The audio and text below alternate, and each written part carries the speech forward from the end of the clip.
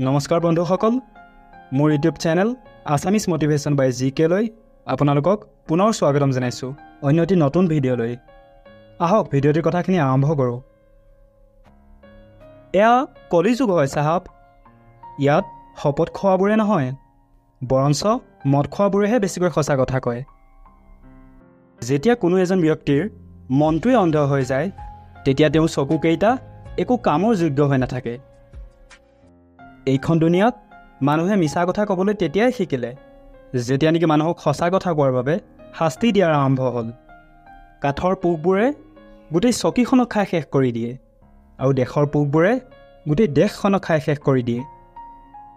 যৌৱনৰ বয়সত যিজন মানুহে নিজৰ পচন্দৰ বস্তুবোৰ ত্যাগ কৰিব পাৰে, সেইজন মানুহে জীৱনত এদিন সফল হ'ব পাৰে।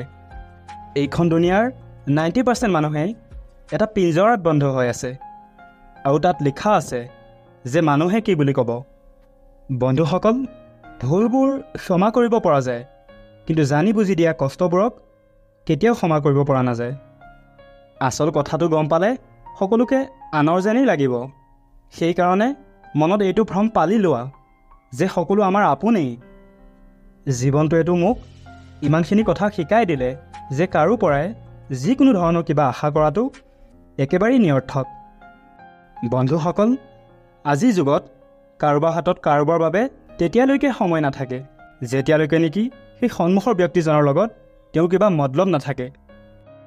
যদি তুমি জীৱনত মনে মনে থাকিবলৈ শিকি যোৱা, তেন্তে তুমি বহুত কিবা কিবি শুনাও পাবা আৰু বহুত কিবা কিবি দেখাও পাবা। নিজকে মিছা কোৱাটো আনক মিছা কোৱাতকৈ বহুত বেছি ভয়ানক হয়। বন্ধুসকল, এইখন দুনিয়াত সকলোকে আপোন বুলি ভাবিবলৈ এৰি দিয়া। চাবা তুমি জীৱনত বহুত সুখী থাকিবা।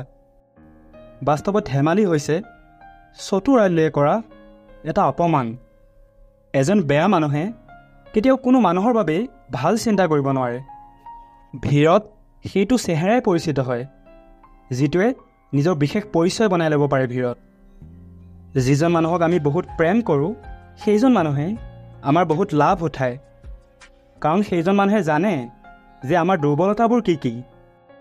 যিটো ভাল লাগে সেইটো গ্ৰহণ কৰা আৰু যিটো বেয়া লাগে সেইটো ত্যাগ কৰা।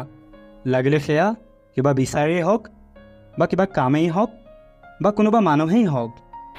আপুনি কেতিয়াও ঘূৰি যাব নোৱাৰে আৰু আৰম্ভণিটো কেতিয়াও বদলাব নোৱাৰে, কিন্তু আপুনি য'ত আছে তাৰ পৰাই আৰম্ভ কৰিব পাৰে আৰু ভৱিষ্যতটো বদলাব পাৰে। আমাৰ জীৱনত যি হয় সেই সকলোবোৰ কিবা এটা কাৰণৰ বাবে হয়। সেয়েহে পৰিণামটো ঠিক কৰিবলৈ প্ৰথমে কাৰণটো ঠিক কৰা। বন্ধুসকল, মানুহে নিজৰ হৃদয়ৰ পৰা যিটো দান কৰিব পাৰে সেইটো তেওঁ নিজৰ হাতৰ পৰা কেতিয়াও কৰিব নোৱাৰে। ঠিক একেদৰে মানুহে মনে মনে থাকি যিটো ক'ব পাৰে সেইটো তেওঁ শব্দৰে কেতিয়াও প্ৰকাশ কৰিব নোৱাৰে। নহয়নে বাৰু?